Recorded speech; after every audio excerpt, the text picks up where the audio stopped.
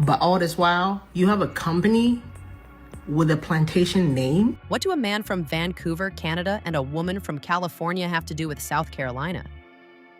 It's hard to believe that Blake Lively and Ryan Reynolds would use the skin color of others to mock and humiliate them, but recent revelations suggest that their actions have crossed a line into outright racism. What does a man from Vancouver, Canada, and a girl from California have to do with South Carolina? This is a whole new level of controversy, and it seems they are not even attempting to hide their prejudices. As a result, Hollywood is distancing itself from them as if they were a plague. Celebrities and event managers alike are gossiping about the drama surrounding this couple, questioning why Blake and Ryan were even invited to events. The celebrities are gossiping about drama, asking why Blake Lively and Ryan Reynolds were even there. The entertainment industry has collectively decided that they cannot afford to be associated with the racial mindset of Blake Lively and Ryan Reynolds.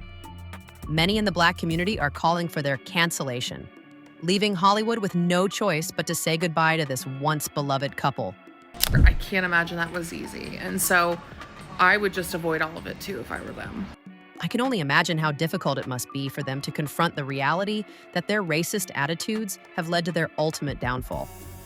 It seems they received a harsh lesson during the SNL 50 event, where they faced significant backlash.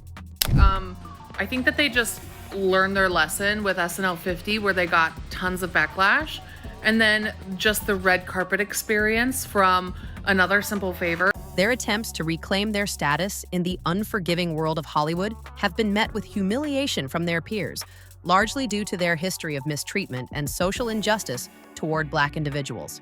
It's worth questioning whether they were even invited to these events in the first place.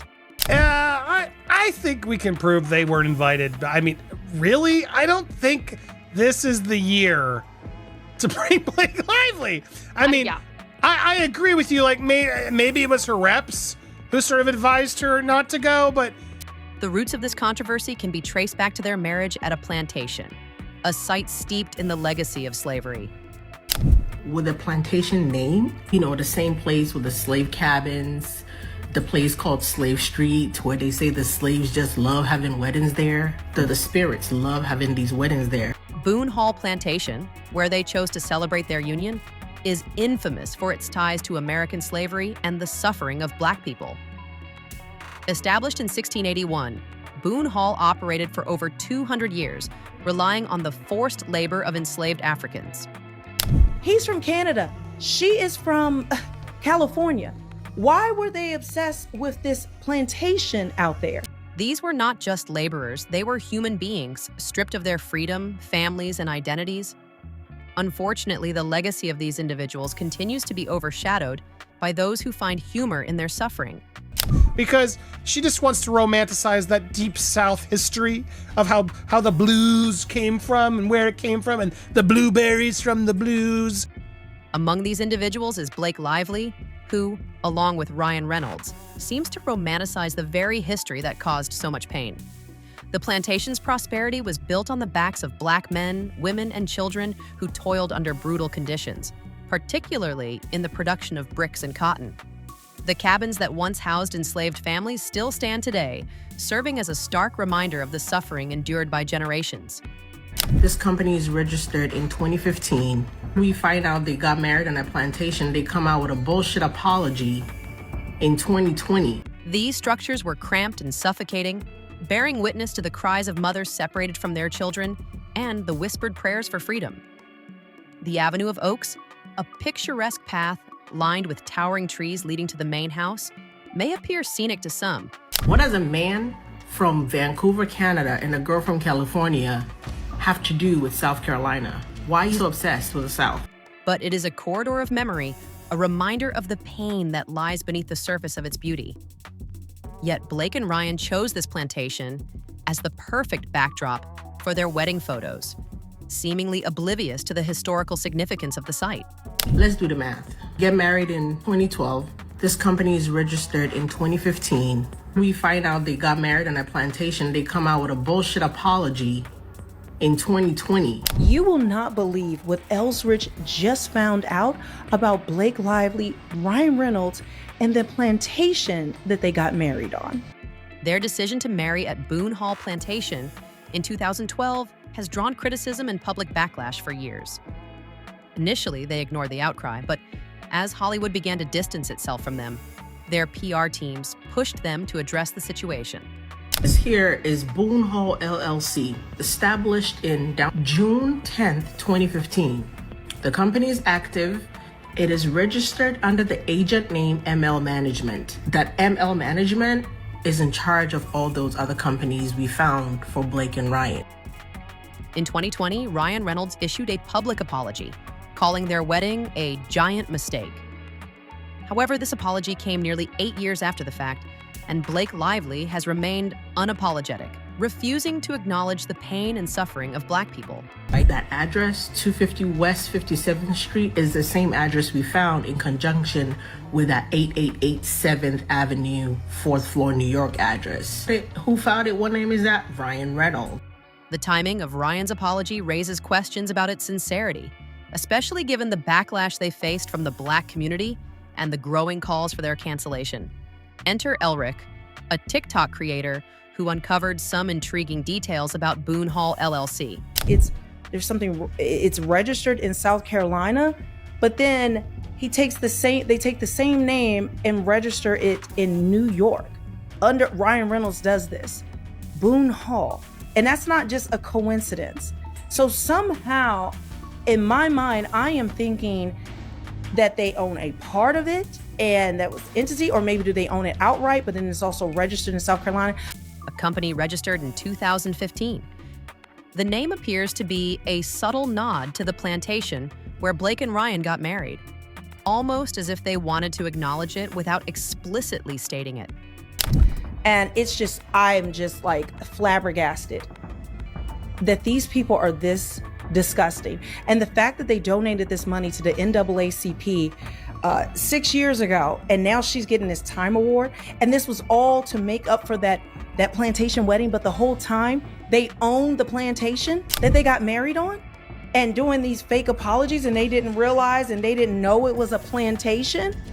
This company is linked to the same business addresses and registration patterns associated with other companies owned by the couple. While it's not definitively theirs, the connections are troubling. If true, this suggests that they may still be profiting from the very plantation that symbolizes generational trauma and suffering. It's not authentic from Blake and Ryan. Just look at all of their actions. And they don't care who it is. They're going to destroy anybody, no matter your race, creed, color, anything, in order to enrich themselves. It raises the question of whether their apologies are genuine or merely a facade to maintain their public image. The hypocrisy is staggering, as they seem to profit from a history they claim to regret. The real tragedy lies in how casual and common this mockery of Black pain has become. That's the antebellum Love of the South, pre-Civil War South website she had. We have an incredible team of people who do beautiful work, but we launched the site before it was ready, and it never caught up to its original mission. What was that mission? It's not making a difference in people's lives, whether superficially or in a meaningful way. Especially when filtered through the lens of celebrity brand management. Nothing says, "We've grown," like quietly memorializing a plantation wedding in a corporate portfolio. The couple's actions have led many to question their sincerity and commitment to racial justice. It's talking about her antebellum, Love of the South, all that stuff that's been reported. Lively has not commented specifically on the antebellum spread, but acknowledged that the website fell short in a 2015 interview. Blake Lively's lifestyle brand, Preserve, further exemplifies this issue. Launched in 2014, the site was marketed as a haven for artisanal goods and rustic charm, but it read more like a love letter to the antebellum South. These people are making a false misconduct claim to gain leverage, I don't know, for a prequel, a sequel of a movie, for money. Like, it's just, like, it's not I'm like tired. bad. I'm it's just like, tired. It's evil. I'm Like, it's just kind like- of evil. Completely ignoring the historical context of slavery. The aesthetic she promoted romanticized plantations and old barns without acknowledging the human rights violations that occurred there. The backlash was swift as people recognized the glaring absence of diversity and historical context in her brand. You need to drop that attitude. I'm in no kind of mood for that. I need my mama. Mama, where you is, girl? Oh, Where? booty go round and booty go round and booty go round and round. Yeah, that's my baby. Be careful. Preserve was ultimately shut down just a year after its launch, highlighting the disconnect between her vision and the reality of the history she was trying to romanticize. The question remains, why are a Canadian man and a Californian woman so fixated on Southern plantation culture? There is no need to be ignorant. You ain't got to be ignorant, okay? Oh. Snap, mama. He used the mannequins, because I was about to say something had got to be done. Come on down here, baby. They have no cultural ties to the region, no lineage connected to its history, and certainly no understanding of the trauma associated with it. Their obsession appears to stem from a desire to mock and belittle the suffering of Black individuals, all while presenting themselves as innocent and charming. You better stop trying to get up in her goodie snack. This is your mother? Well, by marriage, not vagina. I see. But mama, I don't need no footies. Hot up, girl, and get on out of here. Yeah, I will take that. This pattern of behavior is not new for Blake and Ryan. Their history is riddled with instances of mock racism and insensitivity toward the Black community. One notable example is Blake's performance on Saturday Night Live in 2009, where she portrayed a caricatured Black woman, perpetuating harmful stereotypes for laughs. About how deeply rooted systemic racism is. How was that an apology for your wedding? Now it's about systemic racism. The couple wrote on Instagram announcing a $200,000 donation to the NAACP Legal Defense Fund. Isn't it crazy? You fast forward now. This skit was not a moment of satire or social commentary. It was a blatant display of racial mockery that reinforced negative stereotypes rather than challenging them. Despite the criticism, Blake's career continued to thrive, while actual Black women faced the consequences of being mocked and stereotyped. Or you can reframe things and it can move you into action, Reynolds said. It doesn't mean you won't F up again, but repatterning and challenging lifelong social conditioning is a job that doesn't end. This is so woke and so fake. The privilege that allowed her to step into Blackness for a few minutes and walk away unscathed is a stark reminder of the systemic inequalities that persist in Hollywood and beyond. When the pressure mounted, Blake and Ryan attempted to mend their image. In 2020, they made a $200,000 donation to the NAACP Legal Defense Fund, coinciding with the global protests following George Floyd's murder. However, many questioned the timing and sincerity of this donation, wondering if it would have happened without the public scrutiny they faced. Critics pointed out that their actions seemed more like a PR move than a genuine commitment to racial justice.